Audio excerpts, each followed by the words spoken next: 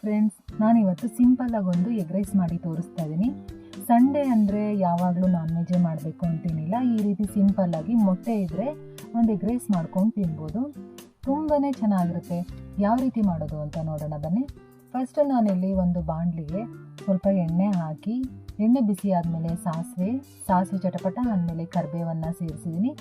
ಇಲ್ಲಿ ನಾನು ಸಣ್ಣಗೆ ಹೆಚ್ಚಿರೋಂತಹ ಬೆಳ್ಳುಳ್ಳಿ, ತುರಿದಿರೋ ಅಂತಹ ಶುಂಠಿನ ಹಾಕಿ ಸ್ವಲ್ಪ ಹಸಿ ವಾಸನೆ ಹೋಗೋವರೆಗೂ ಬಾಡಿಸ್ಕೊಳ್ಳೋಣ.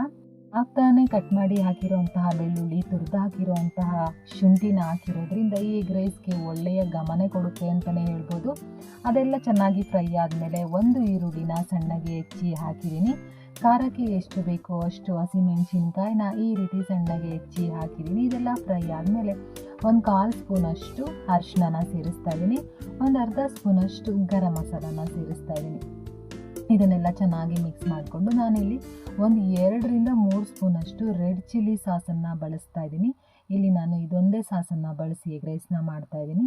ಸಾಸನ್ನು ಹಾಕಿ ಒಂದು 2-3 ಸ್ಪೂನ್ ನೀರನ್ನು ಕೂಡ ಹಾಕಿ ಸ್ವಲ್ಪ ಚೆನ್ನಾಗಿ ಮಿಕ್ಸ್ ಮಾಡ್ಕೋತಾ ಇದ್ದೀನಿ.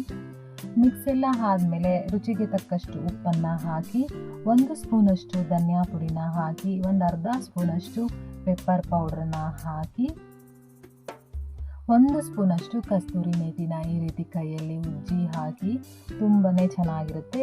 ಇದನ್ನೆಲ್ಲ ಹಾಕಿ ಸ್ವಲ್ಪ ಚೆನ್ನಾಗಿ ಮಿಕ್ಸ್ ಮಾಡಿಕೊಂಡು ಫ್ರೈ ಮಾಡ್ಕೊಳ್ಳೋಣ. ಕಸ್ತೂರಿ ಮೇಥಿ ಹಾಕಿರೋದ್ರಿಂದ ತುಂಬಾ ಚೆನ್ನಾಗಿರುತ್ತೆ.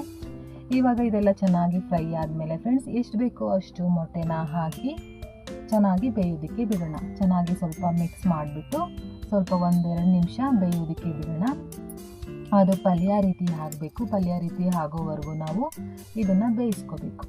ನೋಡಿ ಈ ರೀತಿ. ಇವಾಗ ಈ ಪಲ್ಯಕ್ಕೆ ಮಾಡಿರೋ ಅಂತಹ ರೈಸನ್ನು ಹಾಕಿ ಸ್ವಲ್ಪ ಚೆನ್ನಾಗಿ ಮಿಕ್ಸ್ ಮಾಡ್ಕೋಬೇಕು. ಆ ಪಲ್ಯಕ್ಕೆ ಎಷ್ಟು ಬೇಕೋ ಅಷ್ಟು ರೈಸನ್ನು ಹಾಕಿದ್ರೆ ತುಂಬಾ ಚೆನ್ನಾಗಿರುತ್ತೆ ಫ್ರೆಂಡ್ಸ್. ನಾನಿಲ್ಲಿ ಒಂದು 4 ಜನಕ್ಕೆ ಮಾಡಿ ತೋರಿಸ್ತಾ ಇದ್ದೀನಿ.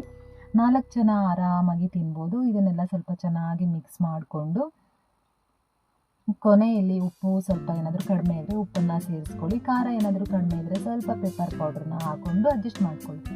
ಇವಾಗ ನೋಡಿ ಎಗ್ ರೈಸ್ ಸಖತ್ತಾಗಿ ರೆಡಿನೇ ಆಗೋಯಿತು. ತುಂಬಾ ರುಚಿಯಾಗಿತ್ತು ತಿನ್ನೋದಕ್ಕೆ. ಇದನ್ನು ಒಂದು ಪ್ಲೇಟ್ಗೆ ಸರ್ವ್ ಮಾಡಿಕೊಂಡು ಸೈಡಲ್ಲಿ ಸ್ವಲ್ಪ ಸೌತೆಕಾಯಿ ಮತ್ತು ಈರುಳ್ಳಿನ ನೆಂಚ್ಕೊಂಡು ತಿಂತಾ ಇದ್ರೆ ತುಂಬಾ ರುಚಿಯಾಗಿರುತ್ತೆ ಫ್ರೆಂಡ್ಸ್.